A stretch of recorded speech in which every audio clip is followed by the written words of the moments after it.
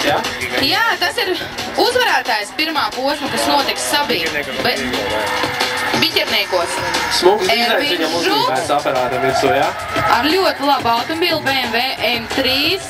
Viņš testē viņu uz izturību. Mēs visu laiku dzirdam ierobežoties, kā viņam izšauj. Nu, labi.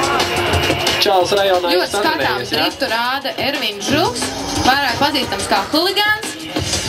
Arī huligānī viņš kārtīgi. Kā īsti huligāns. Skaisti. Savisējās, nelielas jūri ir. Ir ļoti smuki, viss ir ļoti skaisti. Bišķiņi ierobežotājs, bišķiņi, ai, kas tam mums te bišķiņi? Te kā pa daudz sanslīdz. Bet nu nekas, ar jaudu viņš izjūtīs to pasākumu. Vai tas viņam arī palīdzēs tandēm braucienos? Galvenais jau tie nervi. Galvenais, lai iztur nervi. Nervi, tas ir pamats visam.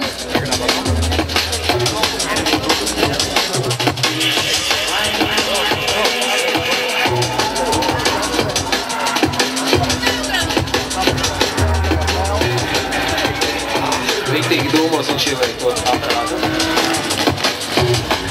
Viņam pilnīgi no salona veļās ārā dūmu, tā kā viņš kurīti pie stūras. Jo ik pa laikam nostrādā ierobežotais. Tas cilvēks nežēlo savu auto. Kā jau es teicu, testē uz izturību. Ai, rallīs. Tā vieta tur tāda vietīga, ne? Visu laiku tur kāds... Ervins varētu roku izbērt mums parādīt, pasveicināt skatītājus, atbalstītājus. Nu jā, lai viņš met ārā to cigareti. Tu domā, viņš tur pīpē? Viņam pirmīt dūmu vēlāk. Es atceros pagājuši gadu kaut kā viens Lietuvas dalībnieks visu laiku braucot pīpē pie stūras. Tas izskatījās diezgan smieklīgi. Nu, kā tiesneši ļauš? Tiesneši, tu zini, toreiz tas nebija tik oficiāli, cik es sapratu.